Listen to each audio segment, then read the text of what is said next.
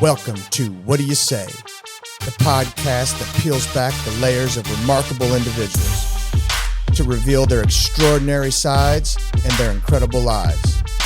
I'm your host, Frank Termini, and I'm absolutely thrilled to embark on this journey with you. The podcast name's What Do You Say? But that's not how it's said. How do you say it? We say. What do you say? We say. What do you say? We say. What do you say? You got it. We say. Hey. Ladies and gentlemen, welcome back to What Do You Say? My name's Andrew Termini. With me, as always, is my brother and your host, Frank Termini. If you like what we're doing here, please go out there, like, subscribe, leave us a review, and remember to turn on those notifications so you can be updated every time we upload some new content. You're back. I'm back. I missed you. Yeah, you didn't. I did. Yeah. Here, there was never any awkward moments of silence or anything. Well, no. with Jesse, obviously, but I wasn't used to having you there to kick in and chime in. Yeah. Well, you know what? I missed being there. It was a great episode, though. Here, doing the podcast at Dane's office is pretty badass. Yeah. No, I mean, you literally just walk in and you just do it. Can you hear me? Yeah, I can hear you just fine. Okay. You literally just walk in there and you're ready to go. That's awesome.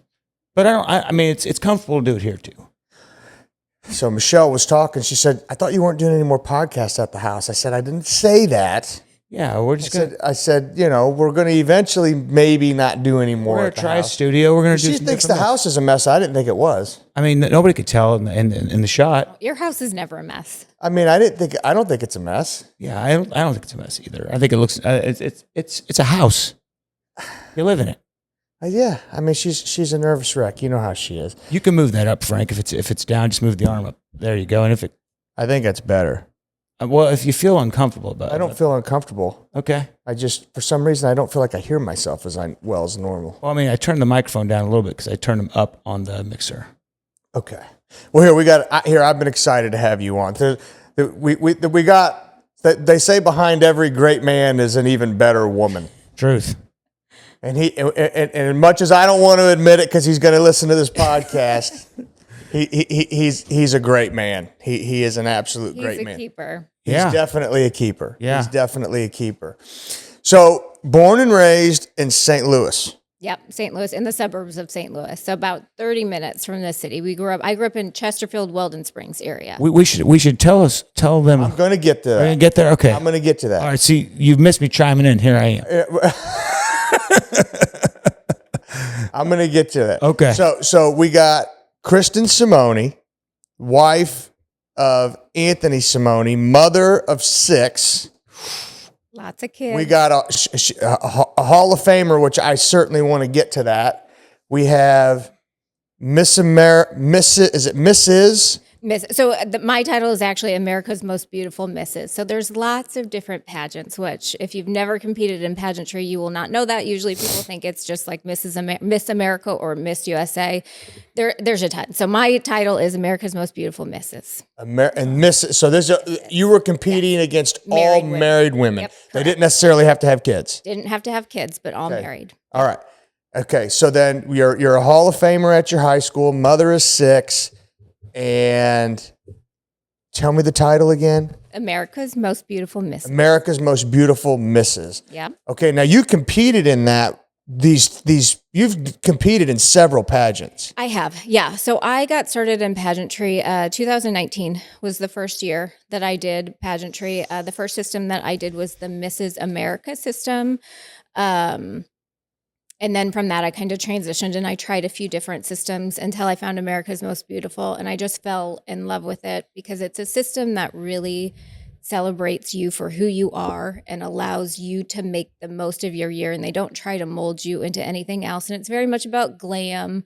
You get to spend your year doing what you're passionate about, which is nice because certain systems have different platforms that you have to promote. So it's just a little bit different with it. But when I found this system, I knew it was the system for me and fell in love with it.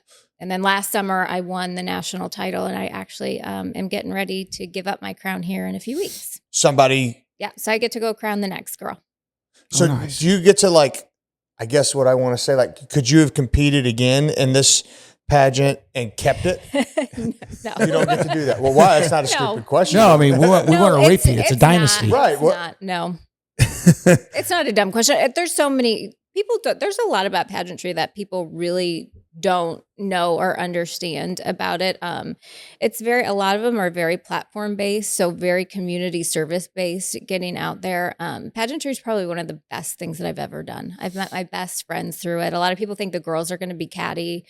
It's anything but that. I mean, you always maybe have one or two, but it's probably been the most incredible experience that I've gotten to be a part of. And it's also taught me a lot and made me grow a lot as a person and build my confidence a lot.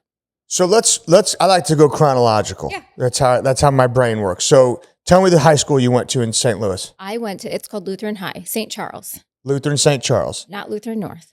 Not different Lutheran. Right. This Yeah. is Lutheran St. Charles. Yes. Okay.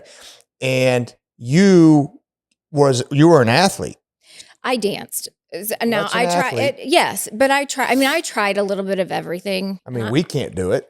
I mean, I could dance, but it ain't pretty. I tried a little bit of everything growing up. I just always loved dance. My dad would always say, like, between my sister and I, he's like, you were always the most natural athlete, but you never wanted to do it. And then I was doing cartwheels on the soccer field and stuff. Like, I just had no interest. And your sister She is an played soccer. amazing soccer player. Yeah, she was a really good soccer player. Yeah. Did she not play in college? She didn't. She thought about it and she decided She she didn't wanted want to to. go have fun in college. Yeah. She had lots of fun. Okay. Yeah. Right. Right. But I knew that she was really good. She was very good at soccer. And so you, and I don't remember how many years ago this was, but you were inducted into the Hall of Fame at your high I school. was. That was, 2021, I think. Was it? Okay. It was. And that was based on work that I had done in the community and community service. Nice. Yeah. And so how long did you do dance? From the time I was 3 all the way through high school. Now, does Tommy Ann or Savvy do any of that? They did it for a little bit.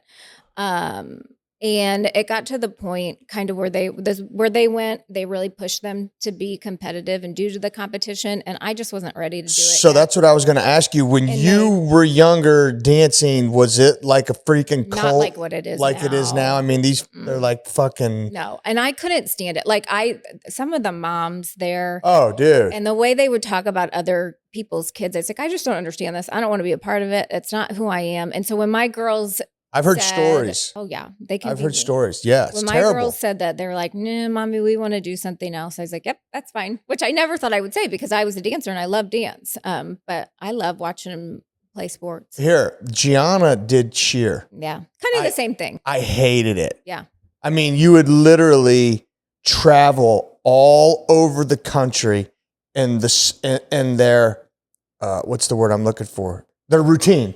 It couldn't be longer than 3 minutes. So you're going to Atlanta, you're going to Florida, you're going to New Orleans, you're going to Nebraska, and you're driving however long or flying For 3 minutes. for 3 minutes. yeah. 3 minutes. It's a lot. I mean, it's brutal. Yeah. It's absolutely brutal. But everything's a competition now. But here, I don't mind going and doing all that for a whole day of volleyball or 2 whole days of volleyball. Right. You know, that's actually okay. I could wrap my head around that. Right. But for 3 minutes, I mean, no, I hated that sport. I'm so glad when she didn't want to play it anymore. So glad. Now, did you do pageants growing up? No, so I did not start in. You're going out of order. I'm sorry, I'm out of order. He messed you up. No, I didn't start in pageantry until after I was married, had the kids. The triplets were probably like 4. So yeah, so here we got triplets. Yeah. Gino, Charlie, Savvy, and then Tommy Ann. Yeah.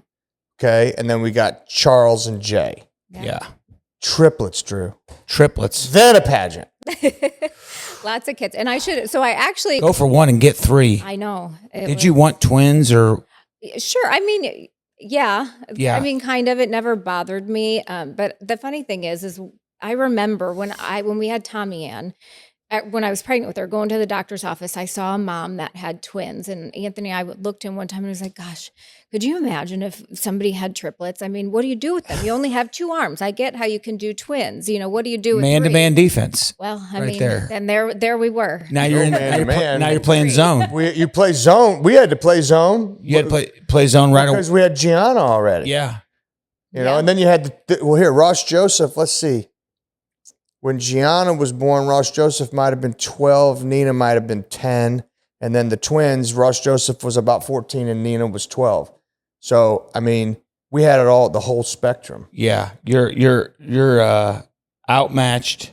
Oh, it was here. My mother-in-law and father-in-law actually had to live here Oh yeah, that's right. for probably, and not to mention, how often mom was over the house, but they had to live here for, I bet, 2 months. How did you guys do it? You guys had to have somebody come in and stay. Yeah, my mom did. My mom quit her job in St. Louis, and she came and she moved in with us for like 7 or 8 months. Were you already over here when the triplets were born? We were at the house that my parents are at. Right. Okay. Yeah, we moved into this house. The triplets were about a year and a half. Man. Yeah. So my mom, Nana, my parents are awesome. Yeah. So my mom and dad are married still. My mom, when she found out that I was pregnant with the triplets, she quit her job, moved up to Kansas City to live with us because at this time they were still living in St. Louis.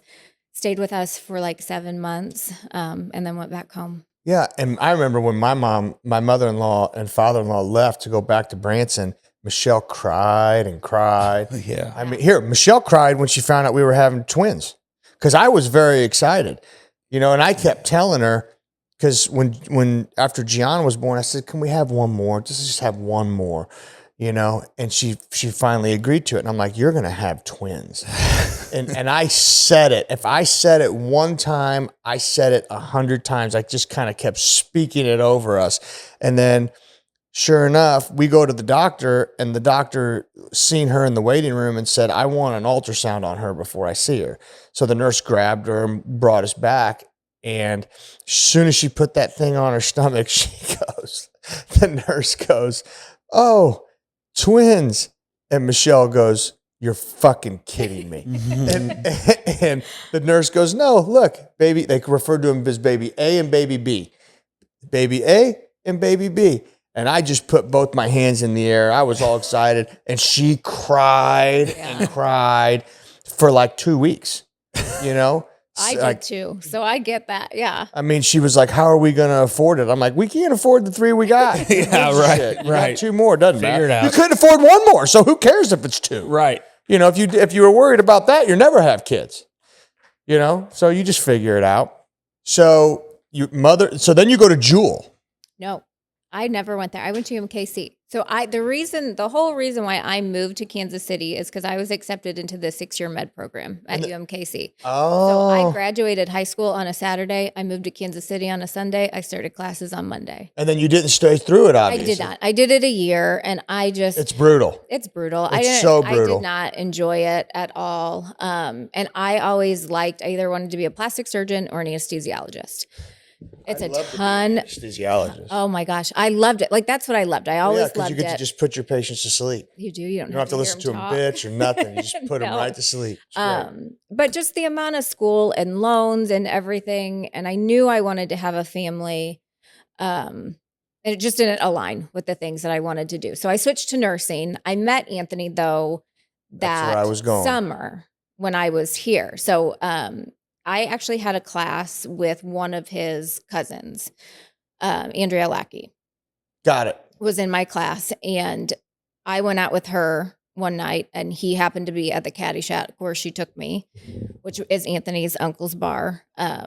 Great pizza. Great food. Great pizza. Great My food. gosh. Yeah. So much Here, fun. how about how that place has changed? Oh man. No, Since- from the time that we met. Well, I mean, you guys know. Here, Because, like when I was in my 20s, it was a rough place. Yes, it was. Yeah. And now it's totally changed. Totally the whole entire the whole area. patio area, everything. But here, Yeah. even everyone around that the area surrounding area has yeah. a lot of money. Yeah.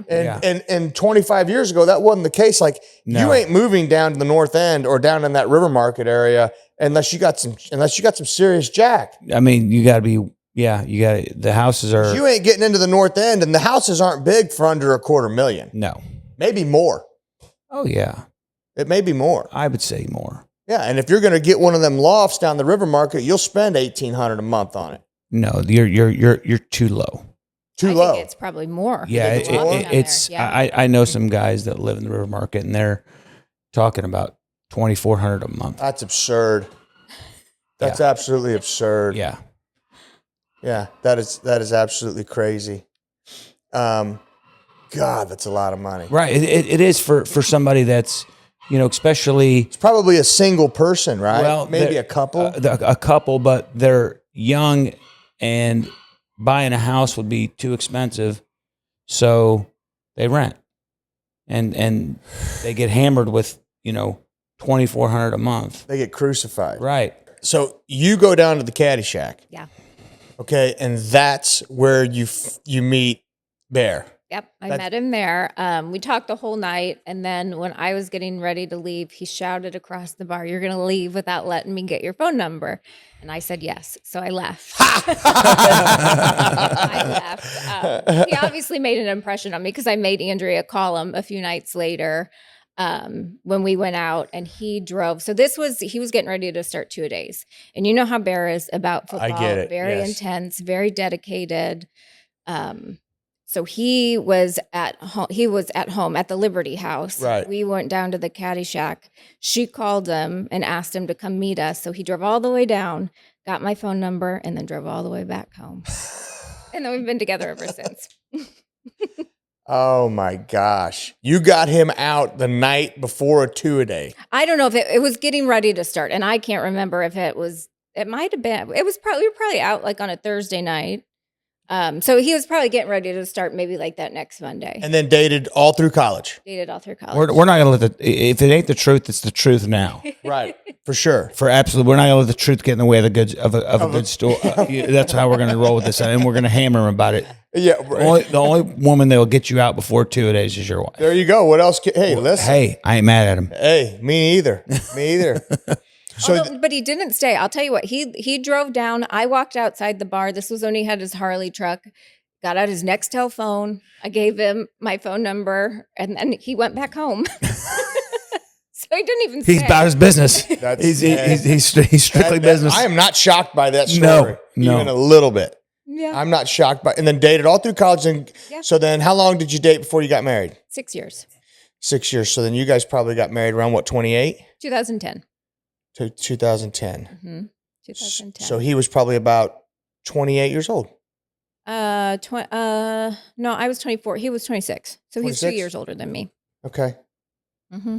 2010. So I got married in 2012. You guys were a few years after. Yeah, we got married in after we got 2012. married. Okay. Okay. And then, so at that point, then you have Tommy Ann, then you have the triplets. Yep, they're just 14 months apart. Now, before you got into pageantry, did you not do a bodybuilding show? I did, yeah. So, Okay. but that again was not until after I had the kids. After No, I had knew the that. triplets. But Yeah. yeah. So I started that, and I actually won my pro card in the fitness division. Now explain the fitness division versus. So fitness and bikini. So the organization that I competed with was called the WBFF. Their fitness version is probably like the bikini version of NPC. NPC is like what Nina does. It's a little bit more well known. The WBFF, it's a little bit more glam. Mhm. You have more. They have like a theme wear round. They have an evening wear gown. So it's a little bit more pageantry than some of the other fitness pageants. So pageantry meets fitness. Yeah, so that's how I kind of found out about pageants. I mean, I'd always wanted to do it when I was a little girl, but I thought I didn't know that they had them for married women. And it wasn't until I started competing in the fitness that I met a girl who was the current Mrs. World. And just through talking with her, and that's how I even got started in pageantry. But yeah, so the fitness. So I did that for, I think, a couple of years. How many times did you compete? Let's see, I did 3 times. And then I won my pro card. Well, I take that back. More than that. It took me 3 times to win my pro card. And then I did 2 pro shows. How low did your percentage of body fat get? Oh gosh, it was low. I was really, really lean. And I actually, so when I started, I competed in both categories in bikini and fitness because I thought that I would do better in bikini, but I didn't. I did better in fitness because I could get really lean. And I was too lean for bikini. Okay. So Here, go ahead. But What were you going to say? I was going to ask you, what is like, Miss America is probably the top tier, the number one competition for single women Yeah. in pageantry. Yeah. What is that for married women? For married women, I guess it all depends. I mean, you've got Mrs. World, you have Mrs. International. So those are going to be the ones where you've got other countries. So I guess if I had to pick, I would probably say one of those, just because you're competing against other countries. It's not just girls from the worldwide. Yeah. But again, that's hard with pageantry because there's so many different systems depending on what you want to do. I mean, some are more strictly like a beauty pageant.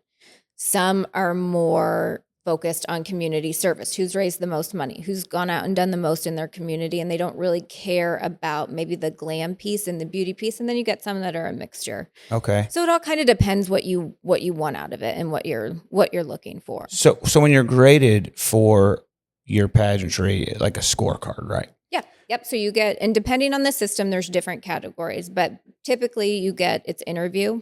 Okay. There's usually 5 judges that will score you. It's very subjective. Yeah. And then some married women do fitness, some do swim. So again, depends on the system. You get judged on that.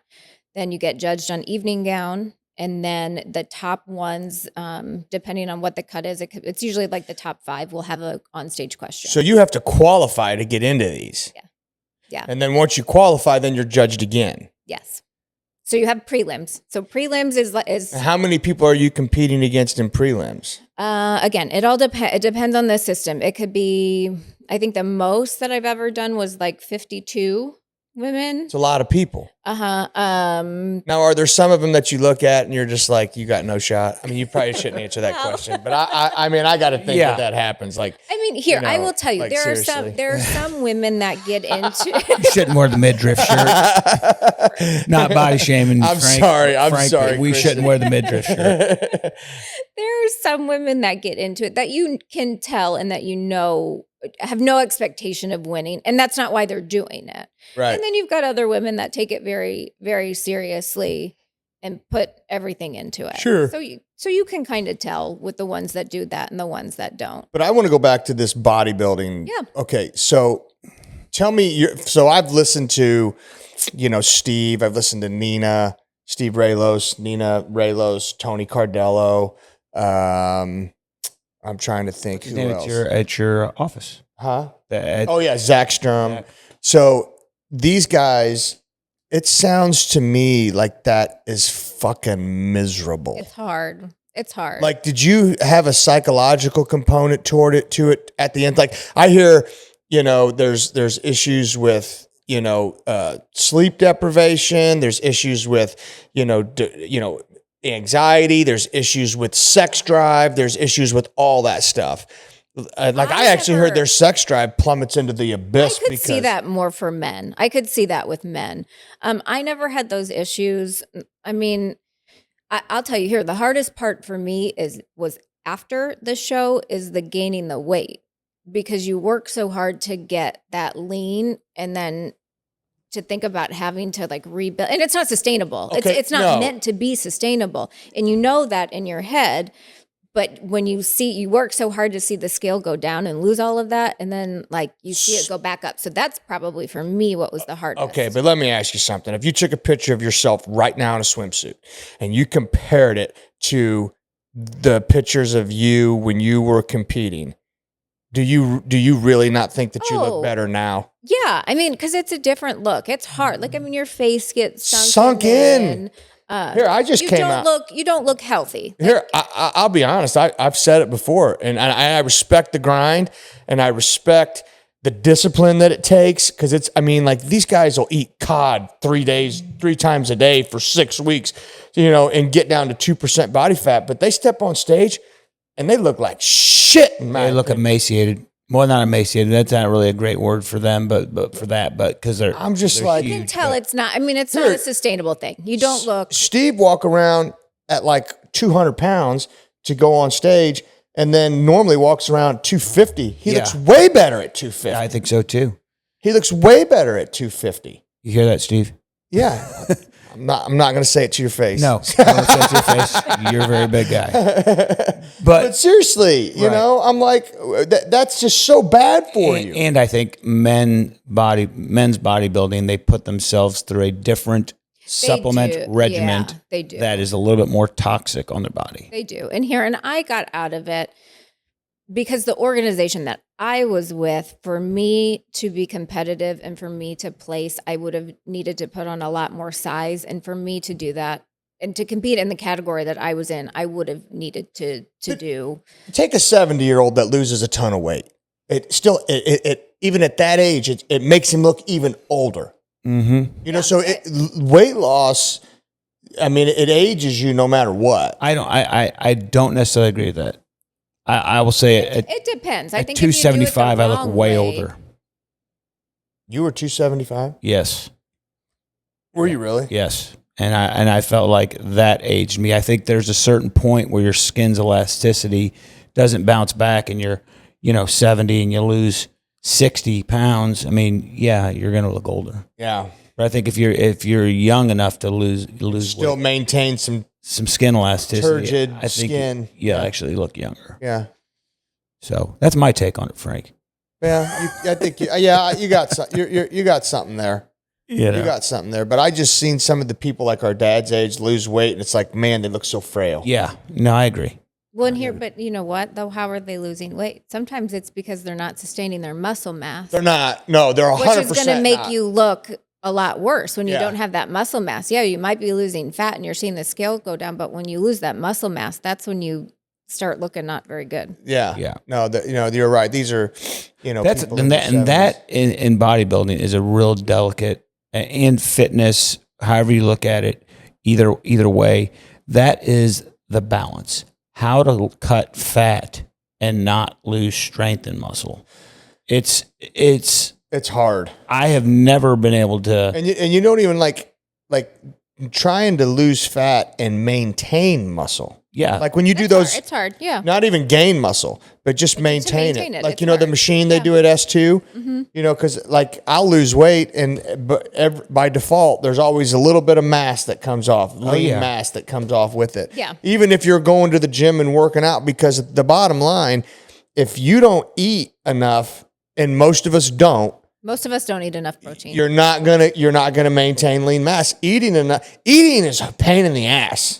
I think that's what I think is the hardest part is the eating. 100%. Working out an hour and a half a day is easy. Yeah. That's easy. The Eating, nutrition part is, and that's where people usually struggle the most is the nutrition part. it's hard. It's hard. It's time consuming. It's expensive. You got to meal prep. And then even when you meal prep, then you got to find time to eat that shit all day long. I mean, you got, 3 times throughout the day, like every 2.5, that's an assignment every 2.5 hours. yeah, got to set a watch. Drinking a gallon. And then you're eating when you're not hungry, which then takes you longer to eat. And then when you switch your diet up, if you still maintain those same eating habits, because you're used to feeding your body every 2.5 hours, you can just get massive. You can if you're not Massive. careful. Yeah. So did you have a coach? I did. Okay. So for both though, well, did you have a coach for the weightlift? Well, I should say For the fitness competitions, yes, I did. And then for pageantry, were you Yes. gonna ask that? Yes. So who was your coach for the fitness competition? So for the fitness competitions, I started with Hitch Fit. I did that. Hey, that guy those two produced they're good awesome. results. Yeah, for sure. They're really good. And then as I progressed, and that I had met some girls and I coached with, her name was Allie. She lives in Australia. And she was awesome. And then I switched. I can't remember if I did any. His name's JJ. I know JJ. I love JJ Barnes? No. No, JJ the black dude. Yes. Okay, yeah. Really into fitness, and his wife is Michelle. I started coaching with them, and I worked with them for a while, like just to maintain for the pageants and stuff, just because I love them. I love their approach. And it really fit into my lifestyle. And now I've done it for so long that I don't do that piece of the coaching anymore. But then pageantry, you've got all kinds of coaches. You've got interview coaches, which if you've never done pageants, you need an interview coach to get you ready for that.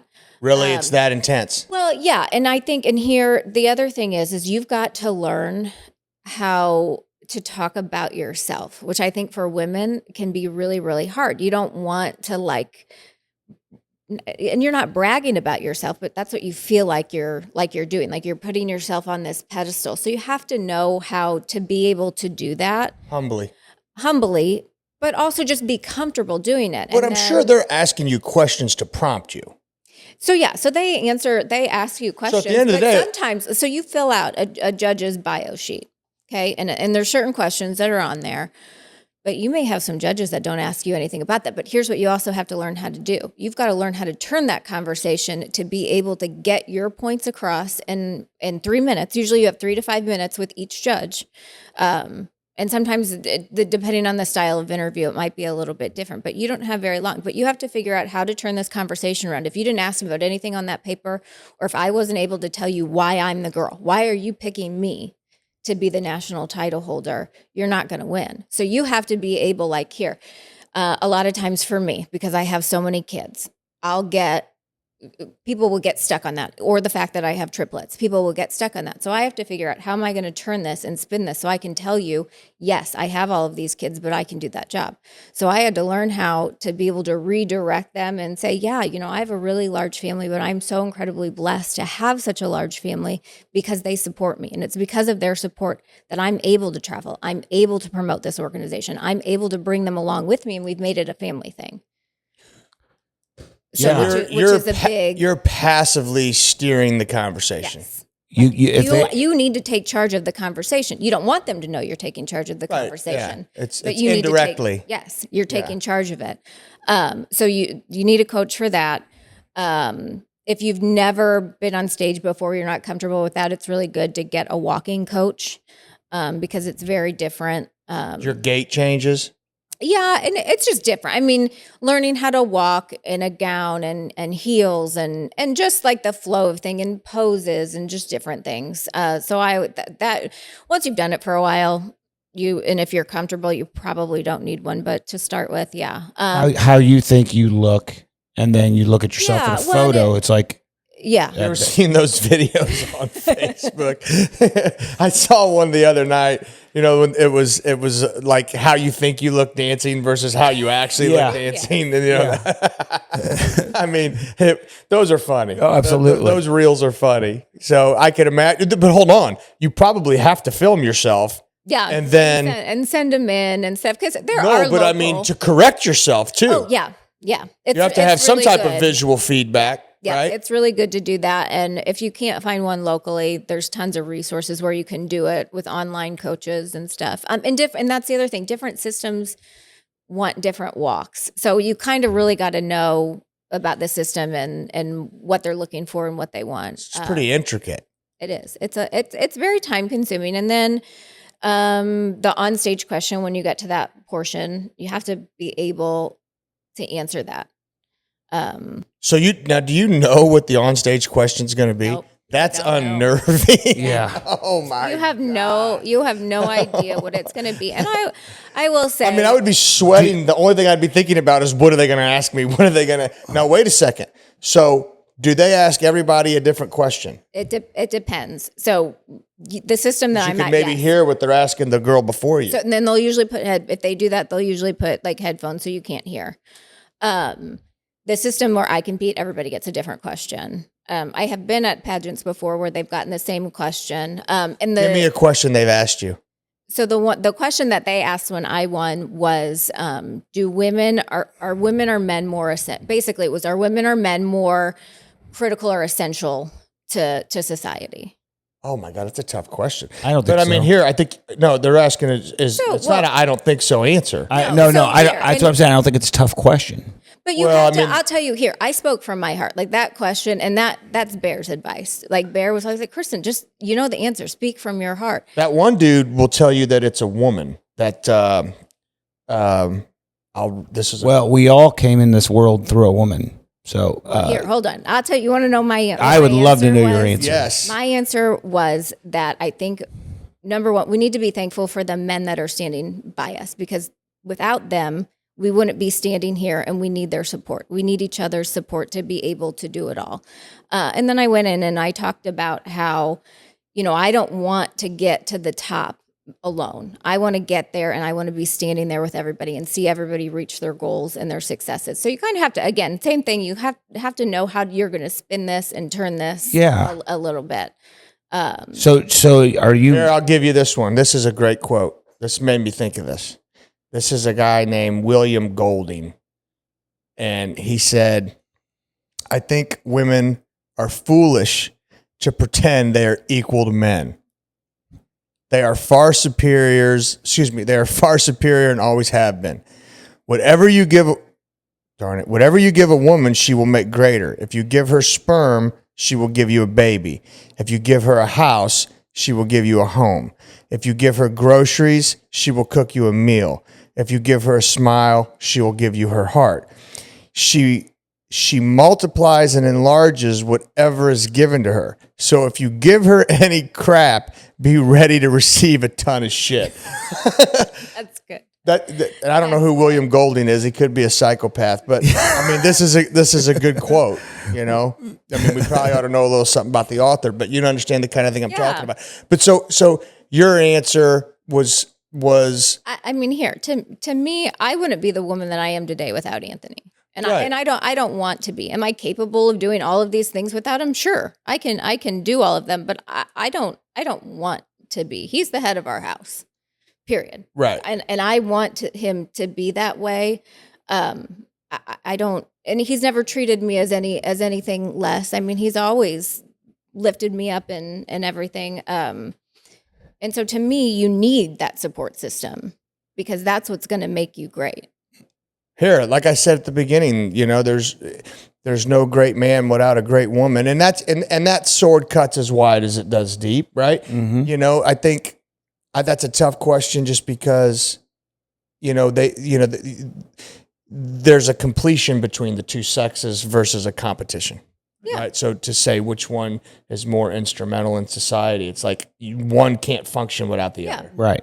Yeah. You know what I mean? So how do you say that one's more important than the other? Yeah, the William Golding actually has a lot of valid points. He has a lot of valid points. You know what I mean? He has a lot of valid points. You know, a woman certainly does enlarge everything that's given to her. You know, so so what's another question they've asked you? Honestly, I probably don't. What did they ask me? I don't remember I can tell you one that they asked my best friend because she competed in a different system. And when I went and I watched her, poor thing, they asked her something. So this organization was very much community service based, and they could ask you anything, any political type of question, anything. And she got a question about Bitcoin, and I don't remember. Her answer was very she spoke it really well, but I have no idea what I would have even. I don't know anything about Bitcoin. I know everything about Bitcoin. I know you do, but I don't know anything about it. Yeah, I know. That'd be a soft toss for you. Give me that question all day long. That's all I got is 3 minutes. Well, I hope I can. Yeah, you stay under it. I definitely for those can. on stage, no, you get like 30 seconds to a minute. Oh, 30 seconds? That's it. Yeah, that's it. It's quick. On stage is quick. Oh man, some of them poor girls got to look silly. Just because that could happen. You don't know. I mean, you don't. Well, yes, like that could happen. And she's very well spoken, and she's traveled a lot, and her answer was beautiful.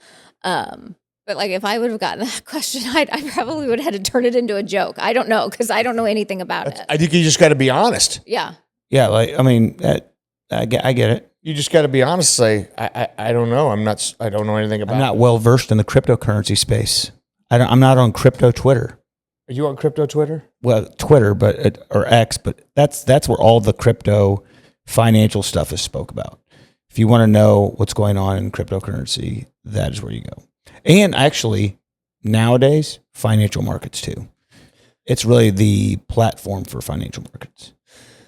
So right. my 30-second answer to that would be buy it today, wait 6 months, you'll double your money.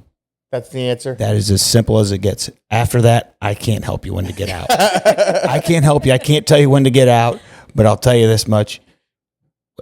Buy it today. You'll double your money in 6 months. Okay, so how many pageants have you competed in? Because you didn't win all of them, if I remember. No, I remember looking at one being like, she beat Kristen. I remember looking at. I mean, I didn't want to be an asshole, but Yeah. I'm just like, I didn't look at the other girls. I just looked at the winner. I'm like, did she know Judge? Right? Okay. Well, I'm sure there's got to be politics. Oh, in it. sure. There is a little bit. This is actually the first system where I have felt like they are very transparent. I never felt, so I actually competed there twice. The first year I competed there at this system, I got third runner up, which is fourth place. Right. And then I came back and I won because I loved it so much. Because I never felt like the judging was unfair. They were very transparent. They gave you feedback. They told you the scores. And I love that. So there are certain systems that look for a certain type of girl. Here, the one system that I competed in, I probably would have never won just for the simple fact that I'm very petite. And they typically want somebody that's like 5'8". They tend to prefer darker haired girls, not blondes. So I probably would have never done well there.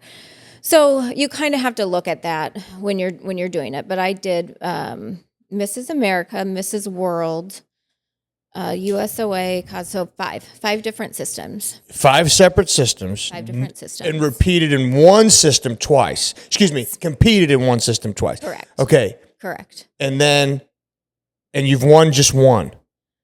The national title, yeah. You won that one. Yeah. The other one. The other one, I was first runner up in one system. The one system I did not make top 15. So. And when you say systems, in my head, I'm thinking, well, if I am in the head of a pageant and I'm taking a candidate and putting our name behind them. Yeah, it's a brand. It's a brand. So what does our brand typically market, and what do we know what works for us? So you could go into it knowing, hey, I'm going to compete in this, but I'm not going to be their girl. Yeah, it's possible. You could. It's possible. Yeah, and so the very first system that I did, I didn't know anything about pageantry, but I fell in love with it, and I'm glad I did. It was a great experience. That's where I met one of my best friends. I got to work with some really incredible people, and it paved the way, and it taught me a lot. And I will tell you, with each pageant that I did, I learned more and more about myself. My confidence grew.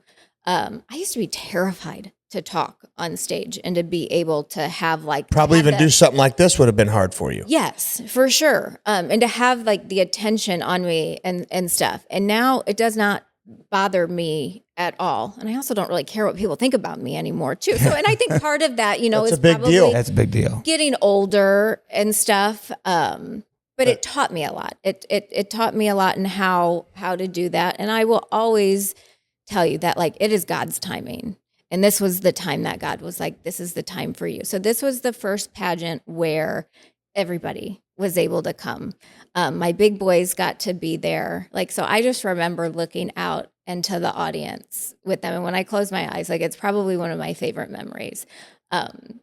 Because that day, it came to me, it was like, oh, I know why I didn't win before. I didn't have my big boys yet. I didn't have all of them here, right, supporting me and cheering me on. And that was probably one of the most beautiful things, watching them jump out of their chair. And it was just like a win. I mean, you know a lot about the background of Sure. that. And so it was a hard year. It was a lot of transition for all of us. And it was a hard year. And so that moment with all of us there together, it was just a big win for our family. Yeah, I mean, I know. So you're the legal guardian of Charles and Jay Sean. So that started 2022. Was it? Yeah. Mm-hmm. 2022. Mm-hmm. So that's a big transition. Yeah, right? it was a lot. It's a big transition for your kids. It's for your biologicals. Yeah. And for you and Anthony and for the 2 boys. Oh yeah, for Charles. For all of us. And I will tell you, that was a God had his hand. I mean, that was a God thing, because while yes, it was a transition, the way that it happened was also very seamless. sure there were some things here and there, and everybody took a little bit, but it was actually a pretty seamless process in regards to everything. But I was not and it also happened pretty much overnight. Couple days. Yeah, it was Right. very, very fast the way that happened, and then moving in with us. And I remember, like, I called my girlfriend because I was going to do the pageant, and I called her and I was like, I'm not going to do it anymore. We're getting these other kids. I was like, I just can't. She's like, Kristen, take some time, think about it, do it. And I told her, I was like, well, I don't know. I'll see how everything pans out, and I'll see if it works out. And then just little things by little things, like I felt like Doors opened up for you. God was nudging me and telling me, because I was thinking, oh my gosh, we've already got all these kids. We have 2 more boys. How are we going to afford everything? One's getting ready to go to college. Like, how are we going to do all of this? We built a bedroom in our basement. Like, how am I going to do all of these things? And just doors kept opening up. My one friend, who was a designer that I'd met through pageantry, offered to design me a gown and sponsored a gown for me, which Saved you probably like $7,000. How much are those damn things? they're expensive. Yeah. I mean, yeah. That's a lot of money. So, like, just gift. I mean, so generous, and just different things that kept happening, that it was kind of like, okay, God's telling me, yes, go do this. You need to go do this. And the fact that they could all be there, that's another thing. That's you know, huge. that with everybody's schedule, I Huge. mean, 6 kids, my mom was there, my sister was there. The only one that didn't get to come was my dad, because he had something, but he was on the phone with them and stuff. But so the fact that, like, everybody could be there and be a part of that and share in that was really special. Yeah. So you'd rather have won then than the year before. Yes. Right. Yes. For sure. Yeah. And so to me, it was kind of like, you know, that was God telling me, yep, this is why. See, I had something. So to give to you. the pageant that you won, Mhm. tell us about the quote unquote system. So what was it that they were looking for? So they're very much they like glam. It's really more about a well-rounded girl. It's not a platform pageant, meaning it's not all about community service. That doesn't mean you don't have a platform and you don't do community service. It's just, you're not going to be picked off of that. They want a girl that can promote the system, because it's a newer system. So somebody that's going to get out there, work, promote the system, fits the brand. I mean, those are probably the 2 biggest. Two biggest pieces. Can you define glam for me? Sure. Because like I know what it is, So but like, there are some systems that don't really want you to wear a lot of makeup. Like, nothing is over the top. Think like okay, nothing is over the top. okay, Makeup, hair, whatever you want. I mean, now if Yeah. you're not really into that, okay. okay, But they like over the top. Over the top. Yeah. Very pretty. okay. This is the one that you, okay. Mhm. So glam was one component, and it's a Yeah. big component of this one. Yes. What are other Very more fashion forward. So Okay. they think more not necessarily runway type things, but they like a little bit more of a fashion forward look. So when you look at a system like Miss America or even Mrs. America, they're a little bit more traditional, a little bit more reserved in things that they wear. They want you more, think like a Evening traditional, gown? think more, yeah, just like maybe don't want you to show as much skin. Okay. Or a little bit more traditional, and like an interview look would probably be more like a dress that goes past your knees. I mean, just so components like that you got to think about, like wardrobe wise. Okay. What they're looking for. This system that I won, I mean, anything goes. I wore for my interview, it was a light pink leather dress, which that probably would not have done well at a different system. So they're looking for you to potentially wear something that will be more mainstream in the future. Yes. Not something that's really mainstream Yeah. now. And so Like think about, right now, like- it's like, holy shit, what does she have on? Yes. And then in like 2 or 3 years, it'd be like, okay, everyone's wearing it now. Yes. That's what they're looking Take some for. fashion risks. Right. Take a shot. Yeah. Take a shot. They don't mind you doing that. So it's glam. Yeah, you can Fashion carry yourself well. Talk to people, talk about the system, and be a good role model. So talk about the system. How do they know? Is there some type of objective what's it look like, a matrix or something that they can determine that you have done your job educating people about the system and for I guess what we would say sell the system. Sure. Yeah. I mean, I think like getting out there and doing the things that you're supposed to do. So they give you tasks. Yes and no. Yes and no. Like, so in our contract, we have to, the national title holders. So there's actually 5 of us because there's different age divisions. So there's preteen, which would be like Savvy's age and Gemma's age. Then, and actually Tommy Ann would fit into that age too. Then you've got junior miss, which would be Gianna's age. And then you have teen, which teen is, can go up to 19 years old. And then there's Miss, and Miss is 20 plus. And in the Miss category, you can have women that have been divorced or, I mean, last year, I think there was a girl like 45, 50 that competed in the Miss category because she was divorced. And then the Mrs. category. That's got to be a difficult thing to let your kids do. Yeah, it is. To be It's hard. judged and critiqued that way. It's hard. Especially going through hormone changes, puberty, all that shit, and then hard. Getting picked apart by judges. I don't know that I want my daughters doing it. No, and I know because my girls have. I think just from seeing me, you know, they've every once in a while will say they want to do it. One I think would probably do really well, and she could care less what you think about her. The other, savvy. Yeah. The other Tommy one Ann would get her feelings hurt. Would get her feelings hurt because she wears her heart on her sleeve. Yeah. But I will tell you, the little ones, and some of the pageants for the younger girls, they can make a lot of money. Like I know girls that have had their college paid for by participating in pageants from all of the money they can win. Because when you're younger, for the misses, they don't have a lot of this, but for the younger girls, they have scholarship pageants and stuff. And so you can do a lot with it. But I will tell you, a lot of the pageant girls, they are really good interviewers. It teaches you a lot of really good life skills. So like I go back and forth with it. Like there's a part of me that it's like, yes, because it's really good experience. It's really great practice talking to people and working on interview skills. It teaches you to get involved in your community and to give back and to serve others. So it teaches you a lot of really good things, but then there's that component of it too. It's like, do I really want to subject them to that? Are they ready to do that? So it's like, I don't know. I'm not ready to do it yet, but I don't know. Gianna and Gemma, I think would definitely struggle with that. I mean, as far as being able to talk to people, no problem, you know, but to go and get picked apart like that, I think that would mess them up. Yeah, because it's very subjective. I think it's very subjective. I think it depends on the child. I think it depends on what kind of critique they give the child as well. Like, and I'm sure they're sensitive to that. You know what though, and I will tell you because I've judged before, and I've judged the little ones, and it's usually not like you're not.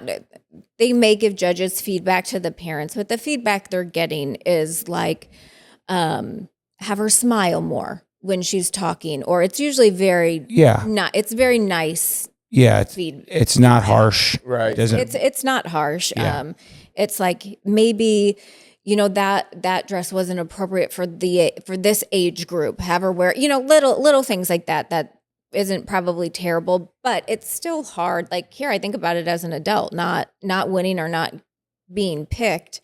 It's hard. And you have to be able to separate and know your worth. Like you have to know this does not define me. This does not mean that I'm any less capable or any less worthy than the other person. It just means it wasn't my time. Well, and that's a tough concept absolutely it is. I mean, adult women struggle with that. Sure. It took me years to be okay with that and comfortable enough with that. Sure. To say that.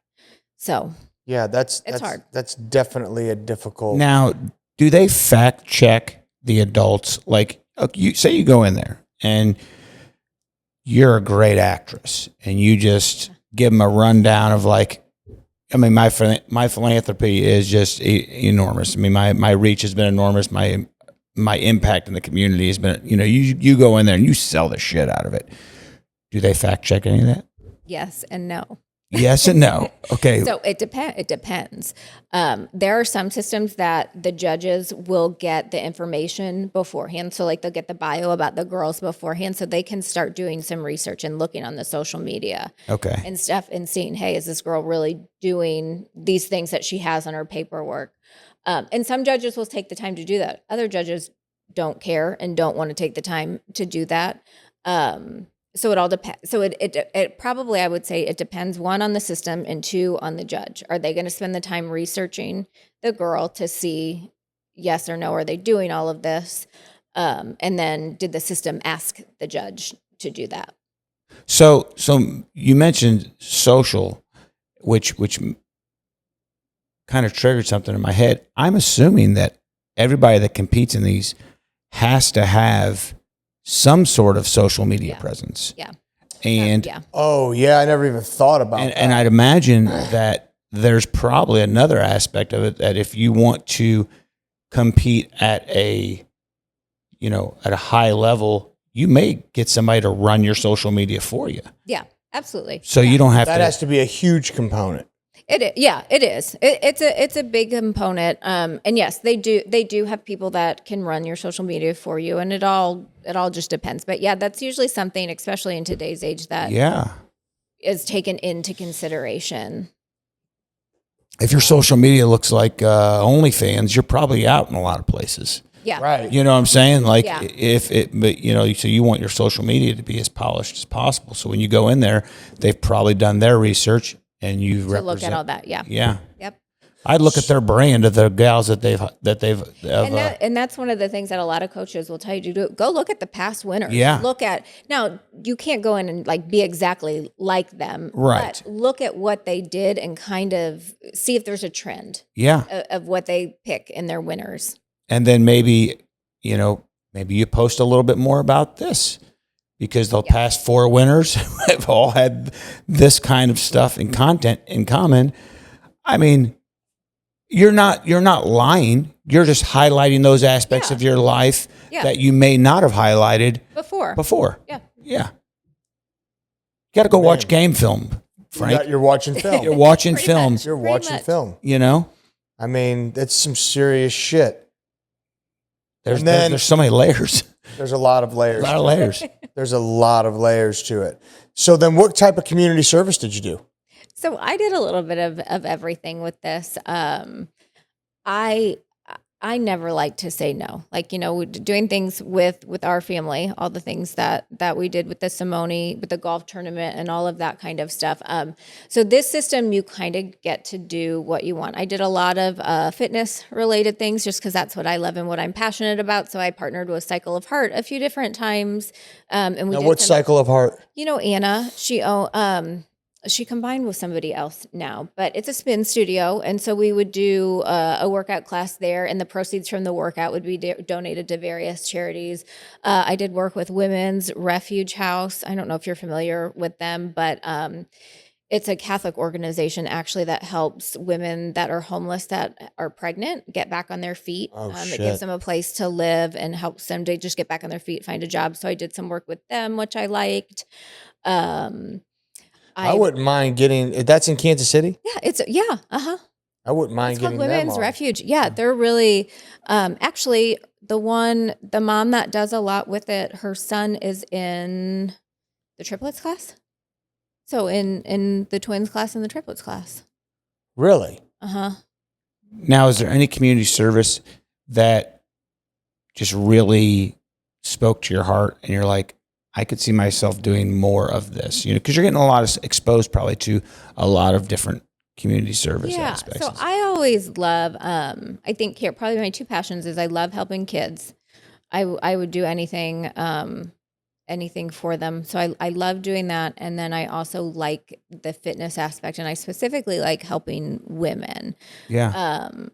And so I did a lot of just little charity events and stuff like that to help them realize, because I think with fitness, and I think I probably enjoy it so much just because this is what helped me. After I had the kids and stuff, I just kind of felt like I lost who I was. And it was through fitness that I really kind of felt like I started coming back to life and I started to find myself again. And I think a lot of women struggle with that.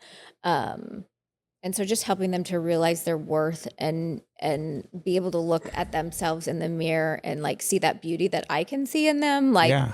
getting to watch somebody like that process, that when they learn their worth and they're like, oh, I really am beautiful. Oh, I can really do this things. Like to me, that's what I love. Like I absolutely love helping someone to see that and realize that in them. So those are probably my two favorite things to do.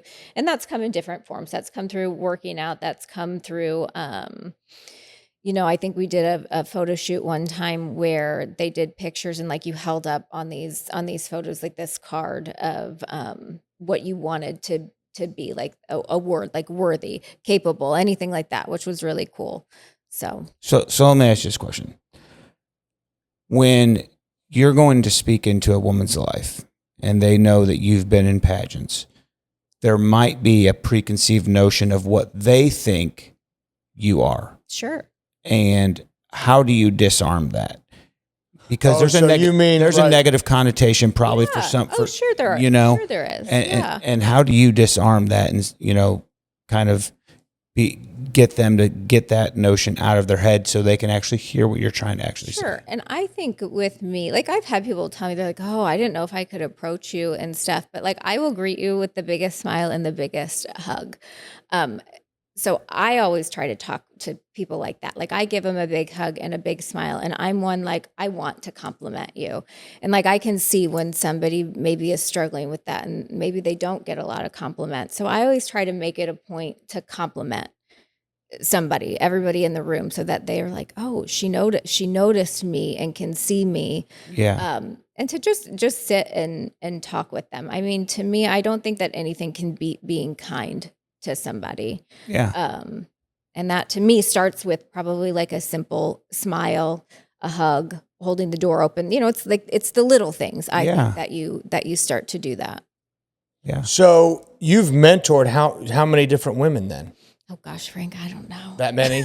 Now, I don't honestly know. are all of them interested in pageantry, or some of them just need guidance? No, I think probably a little bit of both. A little bit of both. So no, not all pageantry. And I've had some more like probably fitness, through that and wanting to work out and start there and then helping them along that path. So probably a little bit of both.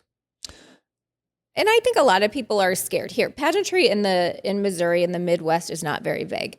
You go to like Alabama, you go to North Carolina, South Carolina, That is the pageantry California, capital. Texas, The down south pageants. down south. I mean, Debutantes. it's a whole nother Yeah. level. Like Texas, California, Yeah. it's a little bit different. Here in the Midwest, it's not as big. It never has really been. Yeah.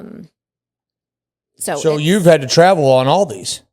Yeah, except for the very, very first one that I did was here in Missouri, but then I had to travel to Vegas for that pageant, for the national pageant. But yeah, Where all have you been? for the pageant, Yeah. Vegas, Dallas, Vegas a few different times. Dallas, a lot of pageants are in Vegas, like the national ones. Dallas and Texas. And you won the one where? Dallas. Dallas? I said Dallas and Texas. It's the same place. Right, yeah. But I was in San Antonio And Dallas. yeah, I yeah, got yeah, you. yeah. Yeah, okay. And you won the one in Dallas. Yes. Man. So how do you get connected with people? Because I'm sure knowing you, the mentoring component at this point is pretty big. So how are you getting connected with people or other women, girls? Sure. Yeah. So some reach out like just through DM on social media. So, okay. On my so I have two pages. I have my personal page, and that one sometimes will get a little bit but a lot of ones are probably more on my So they just title holder seek you. page. Yeah. So I've gotten a lot through there. I've gotten a lot like of people, like if I've been at an event or something, where they'll come up and I'll have girls and their moms come and chat with me. Some of it's been like word of mouth. So yeah. So when you do this, is there, so I'm assuming they're from all over the place. Yeah, some of them. Mm-hmm. And then, so how do you connect with them, right? We usually do, like, I'll hop on the phone with you. I mean, a lot of them sometimes are comfortable just doing texting and stuff. So I'll do that. I'll hop on the phone with them. I'll do a Zoom with them. Zoom, I was whatever. gonna say, I'm easy. Like, yeah. I'm willing to meet you where you're at. And then how where's you your wanna age do that. range? I would say typically most of them are probably, if I had to guess, like late 20s through mid 30s. I've had a handful, probably early 40s. I've had a few little girls, and a few like teenage girls. So the little girls, their mom is usually on the phone with them too. And sometimes sometimes it starts as like they're just interested in pageantry, or hey, like she really loved your dress. Where'd you get that? And like we'll start talking that way, and then it progresses. So you're in a position now where you're influencing other women. I hope so. I mean, I hope so. That's got to be a big time goal, right? I mean, hope so. I've always said that. Like, I don't. Because winning's fleeting. Obviously, you're getting ready to give the thing back. Yeah. And you know what I mean? Like, I don't, this year isn't, like, it's not meant to be about me. It's meant to be about, like, what can I do for somebody else? How can I help somebody else? Like, that's what it's always, for me, that's what it's always been. Like, it doesn't need to be about me, but what can I do for somebody else? How am I making a difference in somebody else's life? So first pageant was 2019. Yes. Next pageant was, because you've done 5 of them. Oh gosh. I mean, some of them were like in the same year. So probably 2019. Then I would have went and I did 2020, 2021, 2022, 2023. So you did one a year. Pretty much. I mean, sometimes, but like, so like the 2019 one, like I think one time it was in August and then the next one was like January. So like it was a quick turnaround. So you win in 2023. Mm-hmm. Was it after you won where you finally were able to, because I could see like, this is for me, like I'm not going to be able to necessarily help anyone else until I get the goal that I want to get, which is to win. So was that the same thing for you? Like, were you so incredibly focused on you and your and the pageants that you were going to compete in that you weren't able to necessarily reach out and mentor someone? Yeah. I mean, because it takes a lot of like I mean, and I'm not saying it's selfish, because I get it. No, it's not. But here's the other thing. Like, I'm a competitor. I mean, our family, we all like to compete. Like, I don't see the point in getting into something and spend the time and the money to do something if I'm not in it to win it. So I would be lying if I said that I never went into it thinking, oh, I don't care where I place. I could care less. Yeah, no. I mean, I wanted to win. Now, I knew that I would have to work really, really hard. I knew that I may not win, and I was going to be okay with that if I didn't, because I wasn't putting all of my value into this. Like I knew very well, like, hey, I could still go do these other things that I want to do even if I don't win this. Right. Like I'm not changing myself just to win this. But yes, like it takes a lot of time. Like it takes a lot of time, a lot of practicing, a lot of coaching, a lot of different things that you have to do to get ready for it. So then now that you won in 2023, then you started I felt like I could take the focus. You can pull back from some of those other things, and you feel like there's maybe not, I don't know if pressure is the right word, because I really enjoyed the process of it. But like you feel like you don't, I don't know, you can relax a little bit, I guess. And I feel like maybe, and tell me if I'm wrong here, like the time between winning and between giving your crown up is a year of you doing about a year. philanthropic work to where you're helping other people, and the crown was an avenue for you to have influence and to speak into other women's lives. Yes. Right. But my question is, do you think you would have been able to do it had you not won it in 2023? Do you or do you think you'd have still been like hyper fixated on I have to win? That's kind of a tough one to answer, because I was getting at that time, I was getting last year to the point where it's kind of like, I think this is going to be it. Just whether you won or lost. Yes, just because of where we were with the big boys and just different things and stuff. And so I kind of was okay with saying, you know, I think that God maybe put me on this path to meet some of these people. Because when I tell you, like, I mean, some of the people that I have met from it have become my really good friends, and the opportunities and the things that I've gotten to do, and like the artists that I've gotten to work with and the designers. Relationship over win. Yes, and stuff. And so it was kind of like, well, maybe that's why God took me on the path. Maybe it was never to win. And so I kind of was just like, I'm okay with it either way, because I felt like whether I won or lost, I still got so much out of it. Yeah. So I don't know, that's a little bit tough. I don't know if I would have gone back or not. I know I've had quite a few people ask, they're like, okay, so are you done now? Or are you going to do another one? So that's what I wanted to kind of, But no. so what I wanted to kind of end with was, do you plan on doing another one?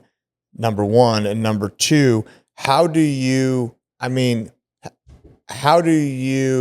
get yourself in a situation where you can change the trajectory of as many women as possible, right? Yeah. So answer the first question. So no, I'm done. You're done. I'm and it's kind of hard to put into words, but like, I don't, you know, when God, like, I just feel like he's saying, you know, this is it. Like, you know, like when it's time to walk away from something. And I had such a beautiful experience, and this year was more than I had dreamt of. And that moment that I got to have with my family, that's how I want to remember it. Like, to me, that was Why the change top. it? Yeah. That I was agree. the top. I do not want to remember it any other way. Like Yeah. that memory, like when I type, like I can remember vividly, like what they were wearing, like them jumping out, like just all of it. Like that's how I want to remember Yeah. it. I will still always be involved in pageantry because I do love it. So Whether like it's I'll judging, go, I mean, training. judging, or I will help the national director, whatever it is. Like I would still like to be a part of it, but the stage and the prepping, like that chapter's closing, and Sure. and I'm good with that, and I feel good about it. So like I'm excited to get to see the next girl. Like I'm excited to see the things that she does and the changes that it will have in her life. So yeah, and I'm ready to, you know, I mean, Jay, I want to go travel and watch Jay play football. Charles is going to be going to college, and if he goes somewhere different, I want to watch him. I want the little ones will be playing football. I'm ready to see you guys win a state championship. Like, I mean, that's what I want to do. I want to be mom. I want to be a wife. And I kind of just want to focus more on those things. Well, And I then mean, doing the nurse aesthetic, and I started doing nurse aesthetics.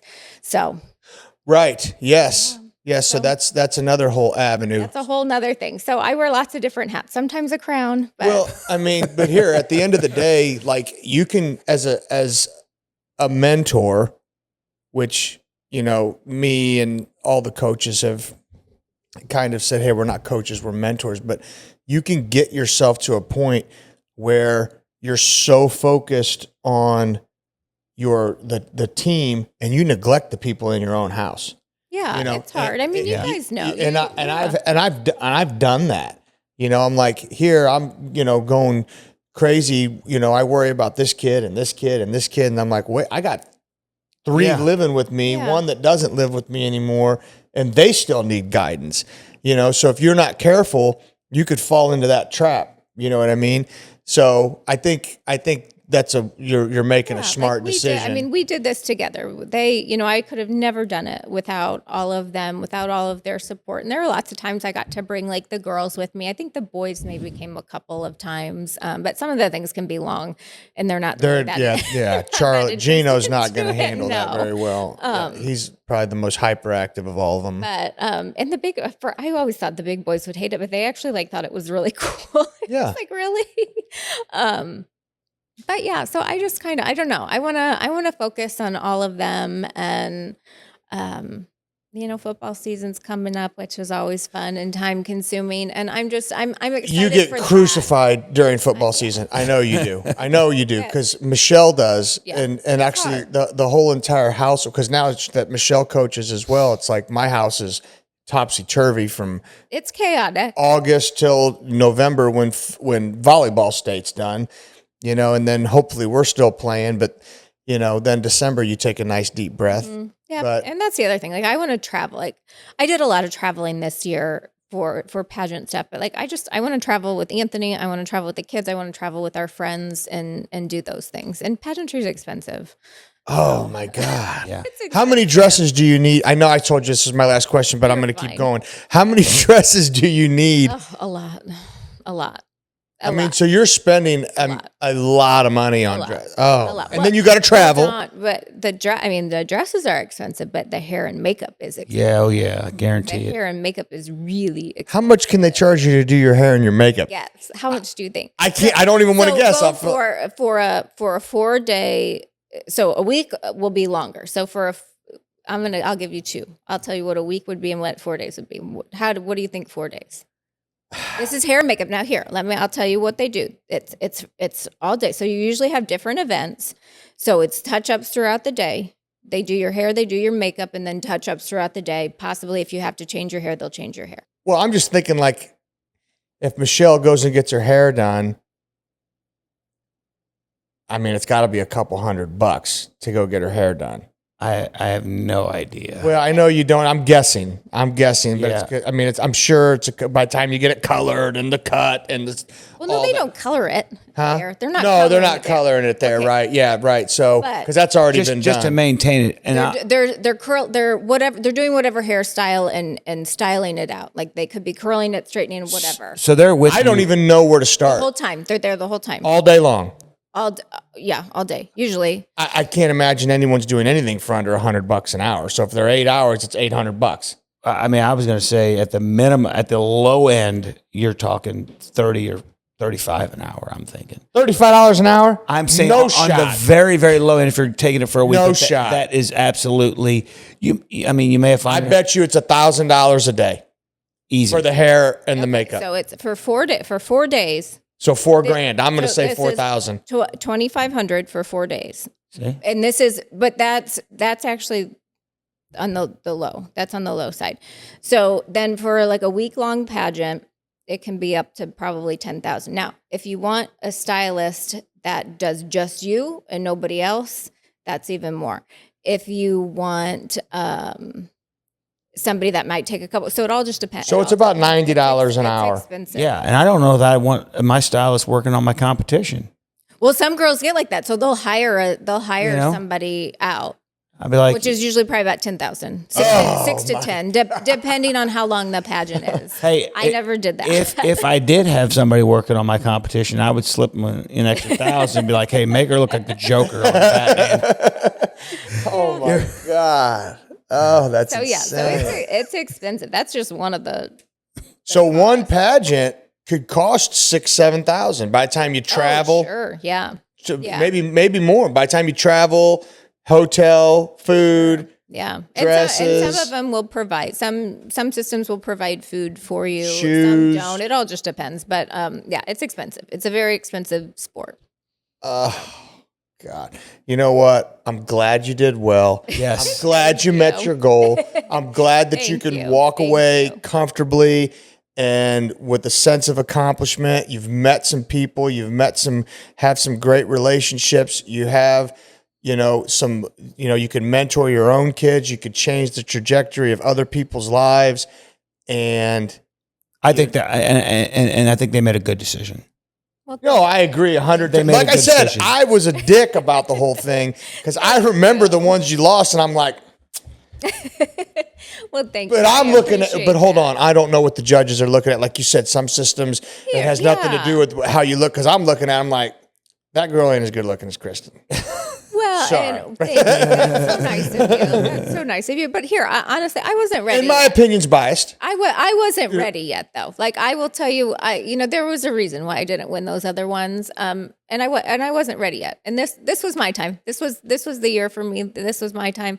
This was God's path. So It worked out great. It did, and I learned lots of things about myself throughout that process. Yeah, and here, like the relationships is the most valuable. Absolutely. It's my favorite thing. That's my best takeaway is the relationships that I got to build and develop. One of my little girls that she's the preteen title holder, her and I competed in a different system together and we met there. And so we got to win this one together, which was really special. And she lives in Tennessee and she is just a doll. And her mom she's like, I hope you still stay in touch. I was like, I'm going to come watch that little girl. I want to see all the great things that she does in her life. You're not getting rid of me. You're stuck with me. That's great. So Yeah, so it's that's awesome. awesome.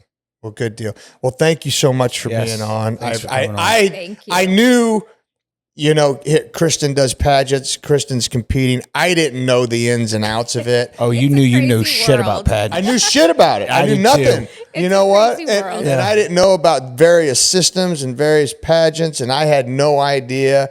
And my wife's always telling me, "Hey, this one would be a good idea. This one, you should put this one on, and you should put that one on." I'm like, you know what? I don't know why I didn't think about that. So, Yes. no, I'm glad. Thank you so much for being on. I appreciate it. And you know what? I hope you continue to mentor young women and be able to, influence them to be as strong as you are. Well, So, thank you. I appreciate that. I love being here, and I still think we need to do a Coach's Wives one. You know We need what? their perspective from that. Hold on. I want to do that with Jen Reyes and And Michelle Michelle, yes. and you. But getting you three tied down I is know, brutal. I know. We'll figure it out. We need to do it. It'd be a good one. It would be a great one. Yeah. Here, you know what would be even better is if we just got all six of us on. Well, Yeah. that's what you should do. That would be That's fun. what you should do, because to That- have everybody and, together and like yeah. actually give every couple a mic. yeah. Because I would, All right. poor Jen Reyes. You're going to need a moderator for that. Poor Jen Reyes. I mean, here, let me tell you something. Just talk about a great guy. That James I know. donates all of his time, and I don't know where he comes up with the energy. We'll have a Either game. one of them. I've never met two people that have so much on their calendar. Energizer Bunny. That guy will stay up after a game, have beers, be 3 sheets to the wind, and show up at 7:00 in the morning, and he's hitting our defensive linemen, just hooting and hollering. I'm like, I don't know where this guy gets the energy. He's unbelievable. It's awesome. And Awesome. and I would love to be able to get a panel Yeah. like Kristen and Bear, me and Michelle, James and Jen, Yeah. and that would be a good one. We'll get that on the books. Yeah, good luck with that. Thank you again. Thank Thanks. you. All right. Thank you, guys.